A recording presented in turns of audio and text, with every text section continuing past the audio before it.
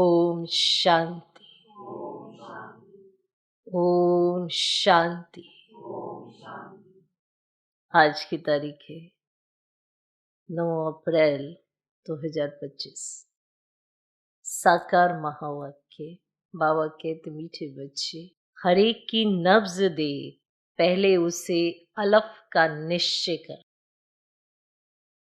हर एक की नब्ज दे, पहले उसे अलफ का निश्चय करो, फिर आगे बढ़ो। फिर आगे बढ़ो। अलफ के निश्चय बिना ज्ञान देना टाइम वेस्ट करना है। अलफ के निश्चय बिना ज्ञान देना टाइम वेस्ट करना है। बाबा कहते मीठे बच्चे, हर एक की नब्ज देख, पहले उसे अलफ का निश्चय करो, फिर आगे बढ़ो। अलफ के निश्चय बिना ज्ञान देना टाइम वेस्ट करना है। आज का प्रश्न, कौन सा मुख्य एक पुरुषार्थ स्कॉलरशिप लेने का अधिकारी बना देता है? कौन सा मुख्य एक पुरुषार्थ स्कॉलरशिप लेने का अधिकारी बना देता है?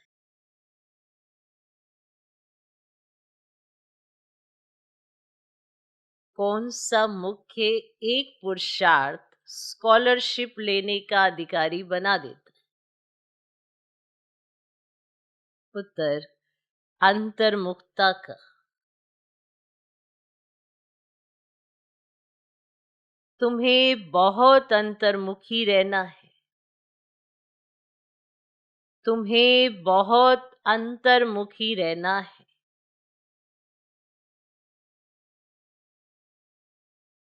बाप तो है कल्याणकारी।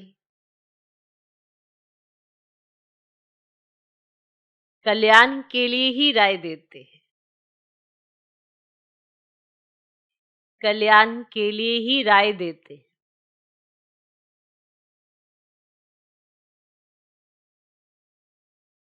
जो अंतर्मुखी योगी बच्चे हैं, वे कभी दे अभिमान में आकर रूसते व लड़ते नहीं। जो अंतर्मुखी योगी बच्चे हैं, वे कभी दे अभिमान में आकर रूसते व लड़ते नहीं। उनकी चलन बड़ी रॉयल शानदार होती है।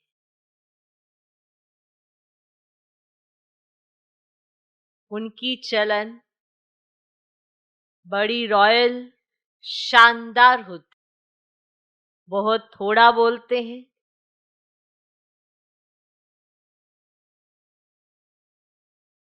यज्ञ सर्विस में रुचि रखते हैं। बहुत थोड़ा बोलते हैं, यज्ञ सर्विस में रुचि रखते। वे ज्ञान की ज्यादा तिक नहीं करते। वे ज्ञान की ज्यादा तिक नहीं करते। याद में रहकर सर्विस करते। याद में रहकर सर्विस करते। कौन सा मुख्य एक पुरुषार्थ स्कॉलरशिप लेने का अधिकारी बना देता है? अंतर्मुखता का। तुम्हें बहुत अंतर्मुखी रहना है। बाप तो है कल्याणकारी। कल्याण के लिए ही राय देते हैं। जो अंतर्मुखी योगी बच्चे हैं, वे कभी दे अभिमान में आकर रूसते व लड़ते नहीं। उनकी चलन बड़ी रॉयल शानदार होती है। बहुत थोड़ा बोलते हैं, यज्ञ सर्विस में रुचि रखते हैं। वे ज्ञान की ज्यादा तिक नहीं करते, याद में रहकर सर्विस करते। ओम शांति। अक्सर करके देखा जाता है प्रदर्शनी सर्विस के समाचार भी आते हैं, तो मूल बात जो बाप के पहचान की है उस पर पूरा निश्चय ना बैठा के बाकी जो कुछ समझाते रहते हैं वे कोई की बुद्धि में बैठना मुश्किल। तो पहले तो पूरा किस पर समझाना है? बाप की पूरी पहचान देनी है, तो उस पर पूरा निश्चय नहीं बिठाए और आगे समझाते रहे तो फिर किसी की बुद्धि में बैठना बड़ा मुश्किल है। भले अच्छा अच्छा कहते हैं परंतु बाप की पहचान नहीं। तो पहले तो बाप की पहचान हो। बाप के महावाक्य हैं, मुझे याद करो, मैं ही पतित पावन हूं, मुझे याद करने से तुम पतित से पावन बन जाएंगे। तो यह है मुख्य बात। भगवान एक है, वही पतित पावन है, ज्ञान का सागर, सुख का सागर है। तो ये मुख्य बात है कि नहीं? वही ऊंच से ऊंच है। ये निश्चय हो जाए तो फिर भक्ति मार्ग के जो शास्त्र, वेद अथवा गीता भागवत हैं सब खंडन हो जाए।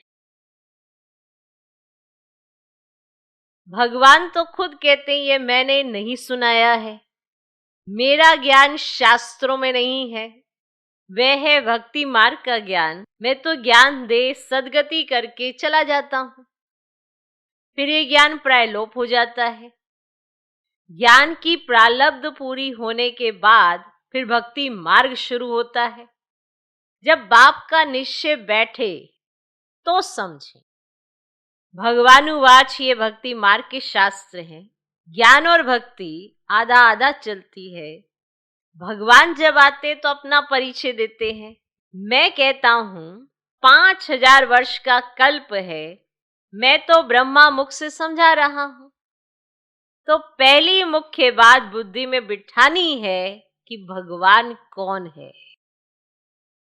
कि भगवान कौन है।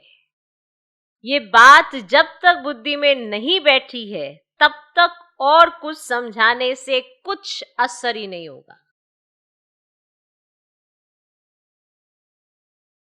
सारी मेहनत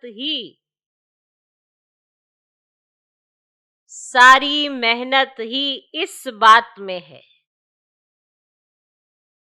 बाप आते ही हैं कब्र से जगाने, शास्त्र आदि पढ़ने से तो नहीं जगेंगे।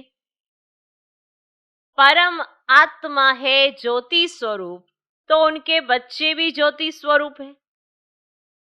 परंतु तुम बच्चों की आत्मा पतित बनी है, जिस कारण ज्योति बुझ गई है, तमो प्रधान हो गए हैं। पहले पहले बाप का परिचय ना देने से फिर जो भी मेहनत करते हैं, ओपिनियन आदि लिखाते हैं, वह कुछ काम का नहीं रहता। इसीलिए सर्विस होती नहीं है। तो मुख्य है बाप का पूरा परिचय देना। फिर अगर आप कुछ समझाते हैं तो उनको कुछ समझ में आएगा। बाकी सब बातें समझाते रहते हैं और बाबा का परिचय पूरा नहीं देते तो फिर वो सारी बातें तो ऐसे ही खिसक जानी। जो भी मेहनत करते हैं, चाहे ओपिनियन लिखवाते हैं, तो वह कुछ काम की नहीं होती, इसलिए सर्विस होती नहीं है। निश्चय हो तो समझे बरोबर ब्रह्मा द्वारा ज्ञान दे रहे हैं। मनुष्य ब्रह्मा को देख कितना मूंझते हैं, क्योंकि बाप की पहचान नहीं है। इसीलिए ब्रह्मा बाबा को देखते हैं तो मूंझ जाते हैं। क्यों? क्योंकि बाप की पहचान नहीं है। तुम सब जानते हो भक्ति मार्ग अब पास हो गया है। कलयुग में है भक्ति मार्ग और अब संगम पर है ज्ञान मार्ग। हम संगम युगी हैं, राजयोग सीख रहे हैं, दैवी गुण धारण करते हैं नई दुनिया के लिए। जो संगम युग पर नहीं वे दिन प्रतिदिन तमोप्रधान बनते ही जाते हैं। उस तरफ तमोप्रधानता बढ़ती जाती है, इस तरफ तुम्हारा संगम युग पूरा होता जा रहा है। ये समझने की बातें हैं ना। समझाने वाले भी नंबरवार हैं। बाबा रोज पुरुषार्थ कराते हैं, निश्चय बुद्धि विजयंती। बच्चों में टिक टिक करने की आदत बहुत है। टिक टिक करने की आदत बहुत है इसमें, बच्चों में। बाप को याद करते ही नहीं, टिक टिक बहुत करते। बाप को याद करते ही नहीं। याद करना बड़ा कठिन है। बाप को याद करना छोड़ अपनी ही टिक टिक सुनाते रहते। बाप के निश्चय बिगर और चित्रों तरफ बढ़ना ही नहीं चाहिए। बाबा का पूरा परिचय देना चाहिए ना अच्छे तरीके। और चित्रों पर समझाते रहेंगे, बाप का परिचय पूरा नहीं, तो जो सुनाने वाले हैं ना, उन्हें ये तो गांठ ही बांध लेनी चाहिए कि बाप का परिचय पूरा देना है, फिर आगे बढ़ना है। फिर ज्यादा समझाने की जरूरत नहीं पड़ती, सब समझ जाते। तो बाप के निश्चय बिगर और चित्रों तरफ बढ़ना ही नहीं चाहिए। निश्चय नहीं तो कुछ भी समझेंगे नहीं। अलफ का निश्चय नहीं तो बाकी बे ते में जाना तो टाइम वेस्ट करना है। किसकी नब्ज को जानते नहीं। ओपनिंग करने वाले को भी पहले बाप का परिचय देना है। तो ये है ऊंचते ऊंच बाप ज्ञान का सागर। तो बाप ये ज्ञान अभी ही देते हैं। सतयुग में इस ज्ञान की दरकार नहीं रहती, पीछे शुरू होती है भक्ति। तो बाप कहते हैं जब मेरी निंदा पूरी होने का समय होता है, बाप कहते जब मेरी निंदा पूरी होने का समय होता है तब मैं। आधा कल्प उन्हों को निंदा करनी ही है। जिनकी भी पूजा करते ऑक्यूपेशन का पता ही नहीं। तुम बच्चे बैठ समझाते हो, परंतु खुद का ही बाबा से योग नहीं तो औरों को क्या समझा सके। खुद का ही बाबा से योग नहीं तो औरों क्या समझा सके। भल शिव बाबा कहते हैं, परंतु योग में बिल्कुल रहते ही नहीं, तो विक्रम भी विनाश नहीं होते, धारणा नहीं होती है। तो मुख्य बात है एक बाप को याद करना। तो जो भी समझाने वाले हैं वो ये बात पक्की कर लें कि बाबा का परिचय देना है अच्छी रीति, निश्चय बिठाना है, फिर और चित्रों में जाना है। कई बार होता है ना कि आज हमें बड़ी जल्दी थी बाबा के परिचय में ही, उसकी जल्दी जल्दी जल्दी, आगे फिर कितनी तिक तिक होगी। बाबा का परिचय एक्यूरेट, आगे तिक तिक ही नहीं होनी। क्लियर। जो बच्चे ज्ञानी तु आत्मा के साथ साथ योगी नहीं बनते हैं, उनमें देह अभिमान का अंश जरूर होगा।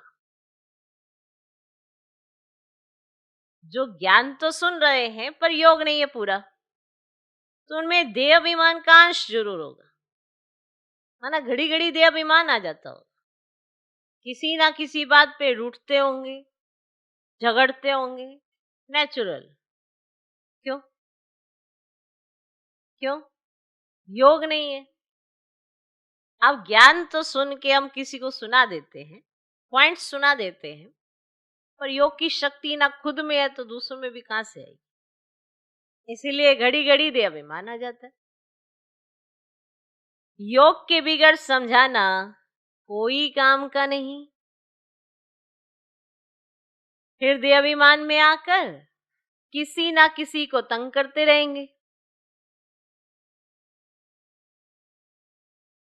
दे अभिमान आता और फिर तंग करेंगे। बच्चे भाषण अच्छा करते हैं तो समझते हैं हम ज्ञानी तो आत्मा है। भाषण अच्छा किया तो समझा हम तो ज्ञानी तो आत्मा है। बाप कहते हैं ज्ञानी तू आत्मा तो हो, परंतु योग कम है। योग पर पुरुषार्थ बहुत कम है। बाप कितना समझाते हैं, चार्ट रखो, थक गए हैं, ये हो गया है, वो हो गया है।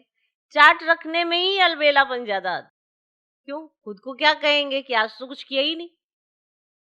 फिर कैसे लिखे चार्ट, कैसे बताए चार्ट? खुद को भी कहने में भी फिर लज्जा आती, क्या लिखें? अगर चार्ट रखने की आदत होती है तो कुछ ना कुछ तो करते हैं ना। फिर खुद में भी लगता है कि अरे कुछ तो करें तभी तो चार्ट में लिखेंगे।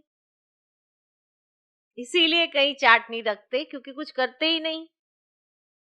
आलस से अलबेलेपन में अपना समय व्यर्थ गवाते हैं। सच तो लिखते नहीं, इसलिए चार्ट भी रखते नहीं। और बाबा को हर बार 10-12 दिन के अंदर समझाना पड़ता है।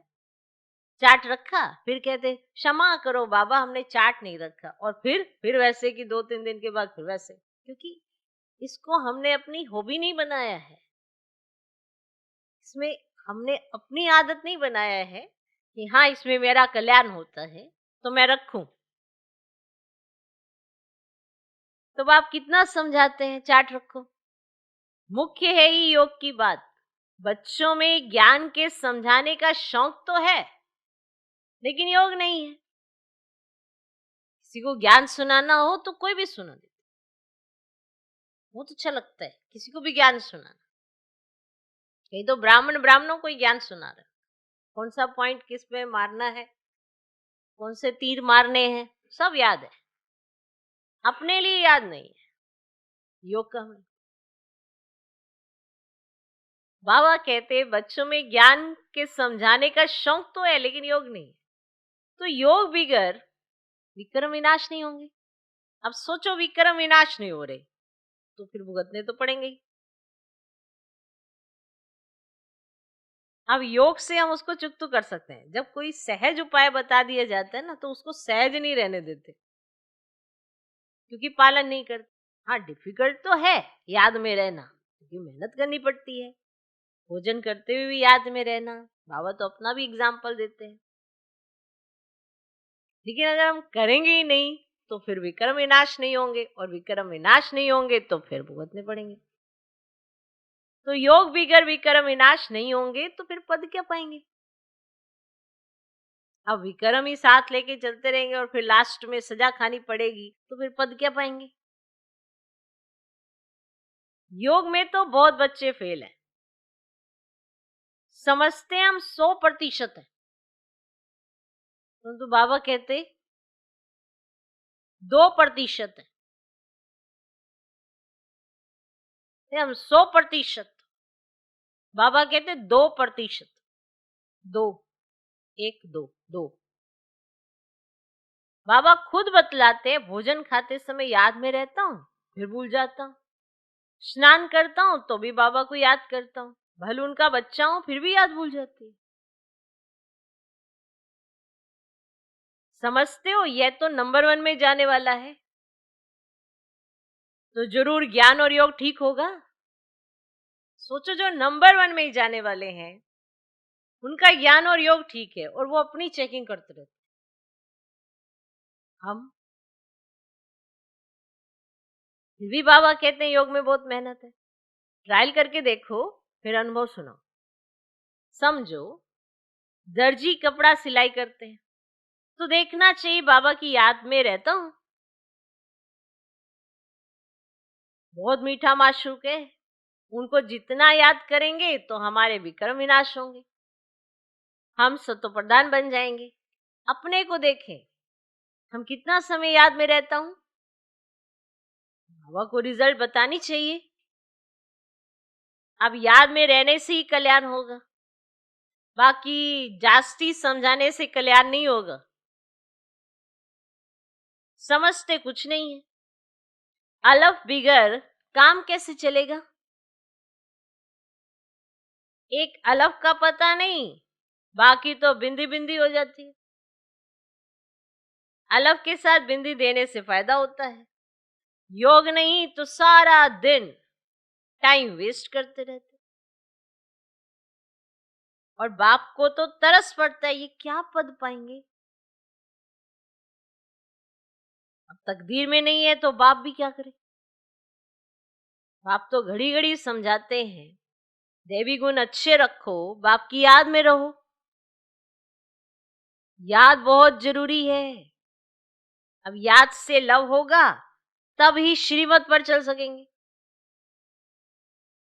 याद से लव होगा तो ही श्रीमत पर चल सकेंगे। प्रजा तो ढेर बननी है, तो तुम यहाँ आई हो ना ये लक्ष्मी नारायण बनने, इसमें मेहनत है। बस स्वर्ग में जाएंगे परंतु सजाएं खाकर फिर पिछाड़ी में आकर पद पाएंगे, थोड़ा सा कैसा लगेगा। तो बाबा को तो सब देखना पड़ रहा है, फिर भी समझाते रहते कि बाबा तो सब बच्चों को जानते हैं ना। जो बच्चे योग में कच्चे हैं वे देव विमान में आकर रूसते और लड़ते झगड़ते रहेंगे। जो पक्के योगी हैं उनकी चलन बड़ी रॉयल शानदार होगी, बहुत थोड़ा बोलेंगे।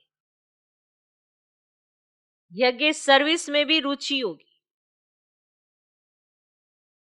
ये उनकी एक्टिविटीज है जिससे पता पड़ जाता है कि ये याद में रहते हैं या नहीं रहते। यज्ञ सर्विस में भी रुचि रहेगी, यज्ञ सर्विस में हड्डियां भी चली जाएं, ऐसे ऐसे कोई है भी हड्डियां भी चली जाएं, माना शरीर की जो परवाह नहीं करते, जिनको सेवा से बड़ी लगन होती है। ये नहीं कि थोड़ा कुछ हुआ और शरीर को लेके बैठ गए, उसे कहते हैं यज्ञ में हड्डियां सफेद। ऐसे ऐसे कोई है भी, परंतु बाबा कहते याद में जास्ती रहो तो बाप से लव होगा और खुशी में रहेंगे। बाप कहते मैं भारत खंड में ही आता हूं, भारत को ही आकर ऊंचा बनाता हूं, और सतयुग में तुम विश्व के मालिक थे, सदगति में थे, फिर दुर्गति किसने की? तो सबने कहा रावण ने। कब शुरू हुई? तो सबने कहा द्वापर से। बाबा कहते आधा कल्प लिए सदगति 1 सेकंड में पाते हो, 21 जन्मों का वर्षा पा लेते हो। तो जब भी कोई अच्छा आदमी आए तो पहले पहले उनको बाप का परिचय दो। बाप कहते हैं बच्चे इस ज्ञान से ही तुम्हारी सदगति होगी। तुम बच्चे जानते हो ड्रामा चल रहा है, सेकंड बाय सेकंड। ये बुद्धि में याद रहे तो भी तुम अच्छी रीति स्थिर रहेंगे। यहां बैठे हो तो भी बुद्धि में रहे ये सृष्टि चक्र जू मुआफी कैसे फिरता रहता है, सेकंड सेकंड टिक टिक होती रहती है। ड्रामानुसारी सारा पाठ बज रहा है, 1 सेकंड पास हुआ खत्म, रोल होता जाता है। जैसे जैसे सेकंड पास होता जाता है रोल होता जाता है, बहुत आहिस्ते आहिस्ते फिरता है। यह है बेहद का ड्रामा। बूढ़े आदि जो हैं उनकी बुद्धि में ये बातें बैठ ना सके, ज्ञान भी बैठ ना सके, योग भी नहीं, फिर भी बच्चे तो हैं। हाँ, सर्विस करने वालों का पद ऊंच है, बाकी का कम पद होगा, ये पक्का ख्याल रखो। ये बेहद का ड्रामा है, चक्र फिरता रहता है, जैसे रिकॉर्ड फिरता रहता है ना। हमारी आत्मा में भी ऐसे रिकॉर्ड भरा हुआ है, छोटी आत्मा में इतना सारा पार्ट भरा हुआ है, इनको ही कुदरत कहा जाता है। देखने में तो कुछ भी नहीं आता है, ये समझ की बातें हैं, तो मोटी बुद्धि वाले समझ ही नहीं सकते। इनमें हम जो बोलते जाते हैं टाइम पास होता जाता, फिर 5000 वर्ष के बाद रिपीट हो, ऐसी समझ कोई के पास नहीं। जो महारथी होंगे वे घड़ी घड़ी इन बातों पर ध्यान देकर समझाते रहेंगे। इसीलिए बाबा कहते हैं पहले पहले तो गांठ बांधो, बाप को याद करो। ये गांठ बांध लो बाप की याद की, जितनी याद उतना लव जास्ती, उतना ज्ञान अंदर, उतना प्रैक्टिकल उतारने में सहज लगेगा। बाप कहते हैं मुझे याद करो, आत्मा को अब घर जाना है, तो देह के सब संबंध छोड़ देने हैं। जब शरीर छोड़ोगे तो संबंधी साथ लेके जाओगे नहीं, पर जब शरीर में है तो संबंधियों के पिछाड़ी बुद्धि लटकी पड़ी।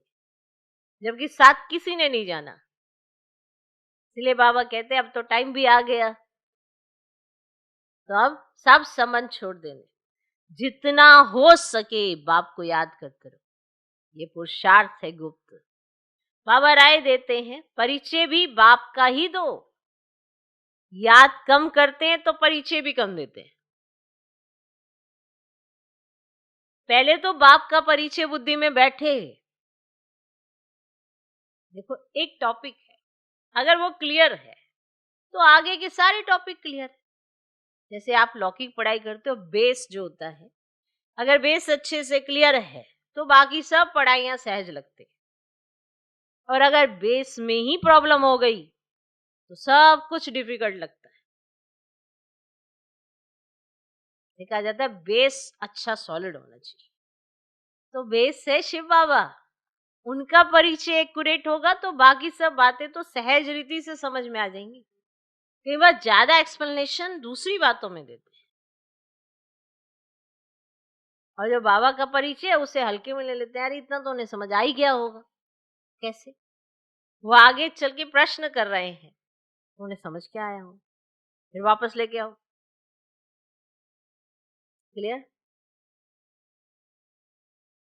तो याद कम करते हैं तो परिचय भी कम देते हैं। तो पहले तो बाप का परिचय बुद्धि में बैठे, बोलो, अब लिखो बरोबर में हमारा बाप है। देहे सही सब कुछ छोड़ एक बाप को याद करना है। तो याद से ही तुम तमो प्रधान से सत्व प्रधान बनेंगे।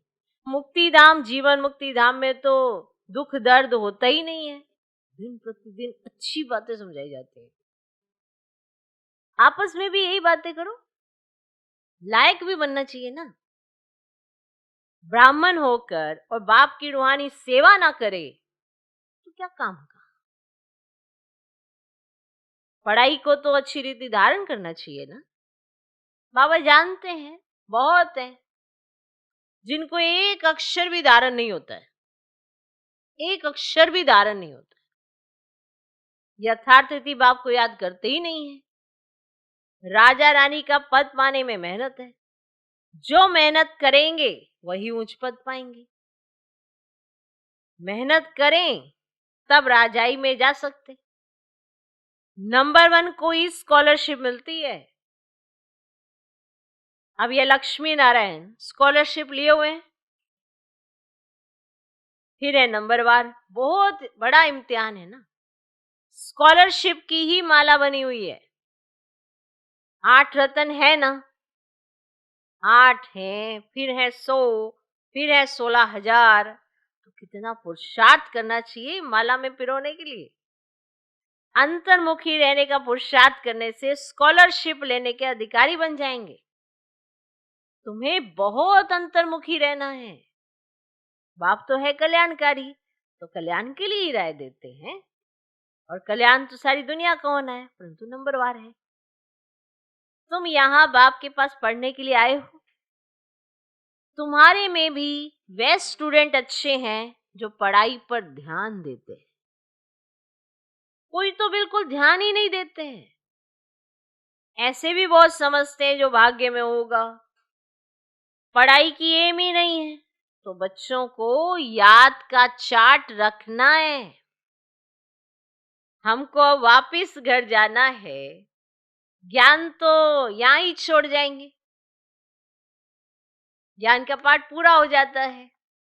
आत्मा इतनी छोटी, उनमें कितना पाठ है, वंडर है ना। ये सारा अविनाशी ड्रामा है।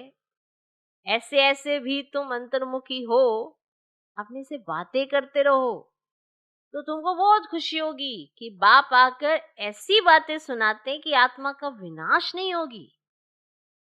ड्रामा में एक एक मनुष्य का, एक एक चीज का पार्ट ढूंढा हुआ है। इनको बेअंत भी नहीं कहेंगे। अंत तो पाया है, परंतु यह है अनादि। कितनी चीजें हैं, इनको कुदरत कहें। अभी ईश्वर की कुदरत भी नहीं कह सकते। कुदरत कहेंगे लेकिन ये ईश्वर की कुदरत भी नहीं कह सकते। वे कहते हैं हमारा भी इसमें पार्ट है। तो एक्यूरेट समझाया गया है तो एक्यूरेट समझना चाहिए। ये मिक्सिंग नहीं करनी है।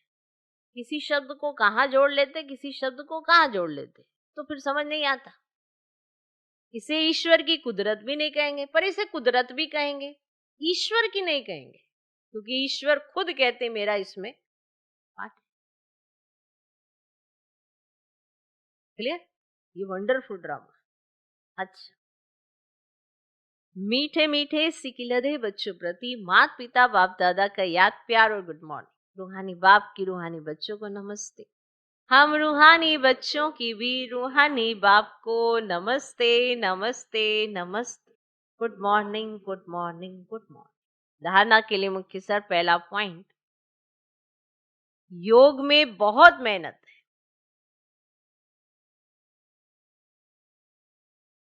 ट्रायल करके देखना है कि कर्म में कितना समय बाप की याद रहती है।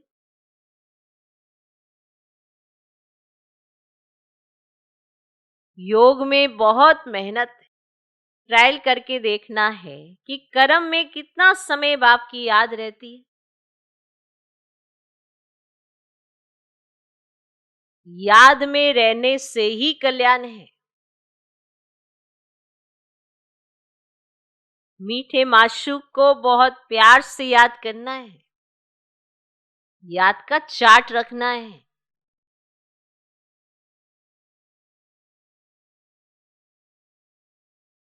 योग में बहुत मेहनत है। ट्रायल करके देखना है कि कर्म में कितना समय आपकी याद रहती है। याद में रहने से ही कल्याण है।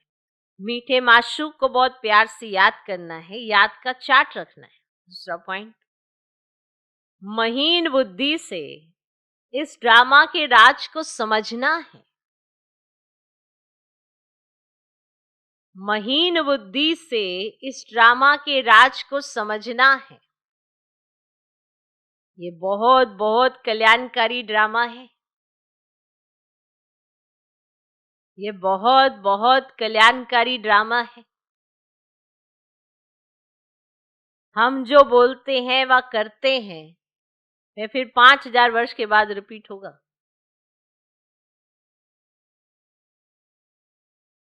हम जो बोलते हैं व करते हैं वह फिर 5000 वर्ष के बाद रिपीट होगा। इससे यथार्थ समझ खुशी में रहना है। इससे यथार्थ समझ खुशी में रहना है।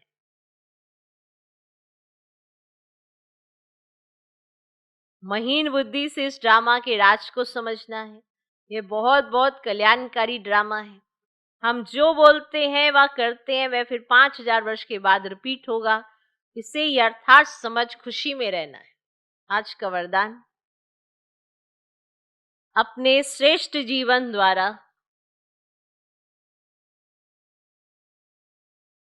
परमात्म ज्ञान का प्रत्यक्ष प्रूफ देने वाले माया प्रूफ भव।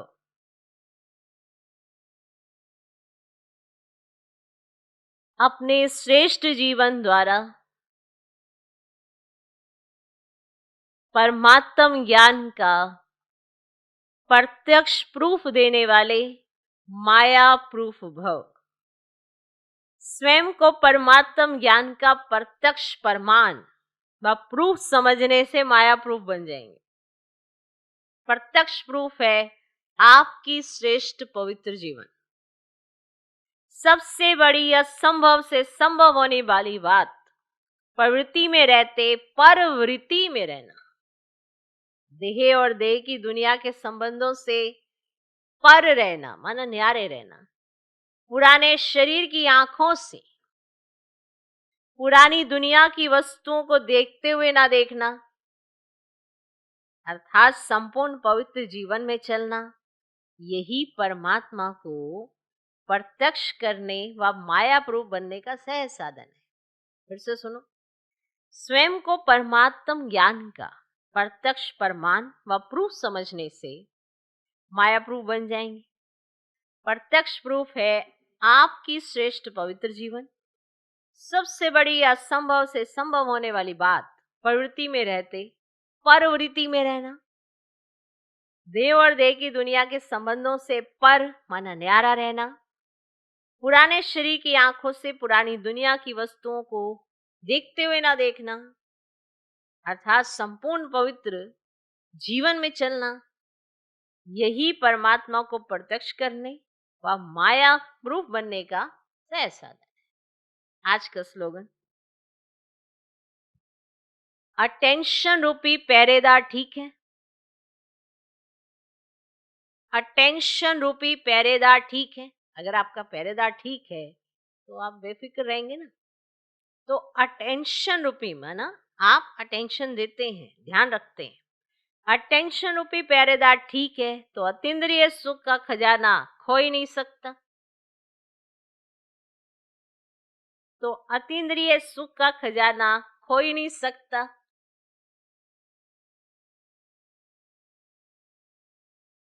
अटेंशन रूपी पहरेदार ठीक है तो अतीन्द्रिय सुख का खजाना हो नहीं सकता। अव्यक्त ईश्वर है। कंबाइंड रूप की स्मृति से सदा विजयी बनो। बाप को कंपेनियन तो बनाया है, अब उसे कंबाइंड रूप में अनुभव करो और इस अनुभव को बार बार स्मृति में लाते लाते स्मृति स्वरूप बन जाओ।